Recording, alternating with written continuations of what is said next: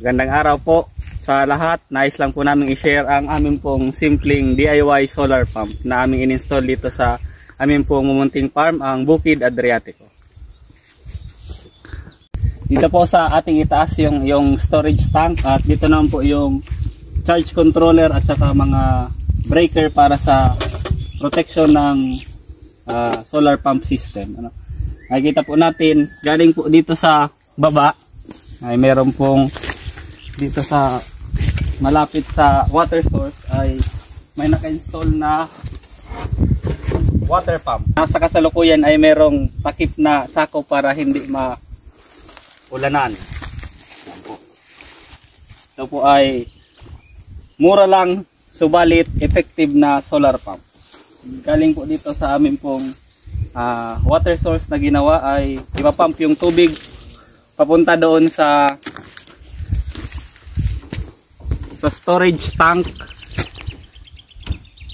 at saka i-distribute papunta sa iba't ibang bahagi ng amin pong farm.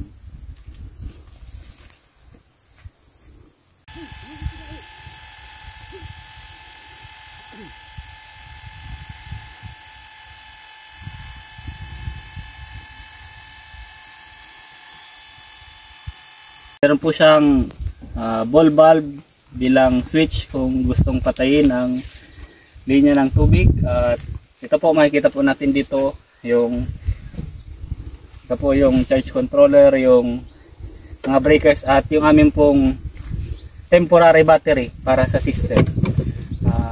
LiPo4 battery para lamang po mapagana yung solar pump, at storage din po para sa ilaw na as security para hindi po manakaw yung ating solar pump. Yan po. Yan po natin kung gaano po kalakas yung tubig na nailalabas mula sa storage tank. Ito po, bubuksan ko po. Ayan po. Ito po yung tubig na maaaring i-distribute sa iba't ibang lugar ng farm.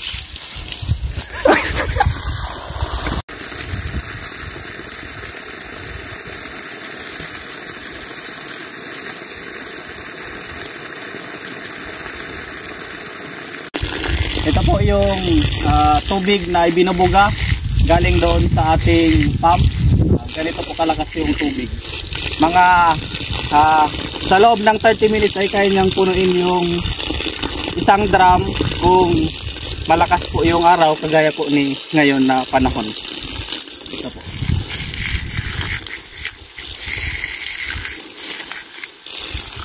Ito po ang aming pong solar pump version 1.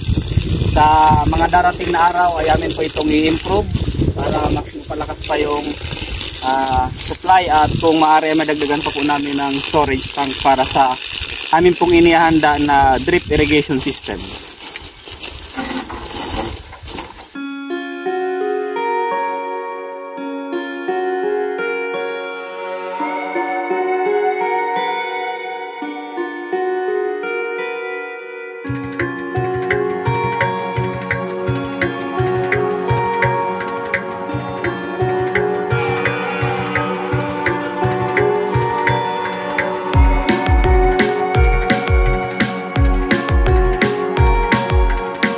Para po sa inyong katanungan ay maaari po kayong mag-comment, mag-post, o maaari niyo po kami i-contact para po kung gusto niyo po na matuto din po kung paano ito gawin, ay we are willing to share ng aming pong mga knowledge.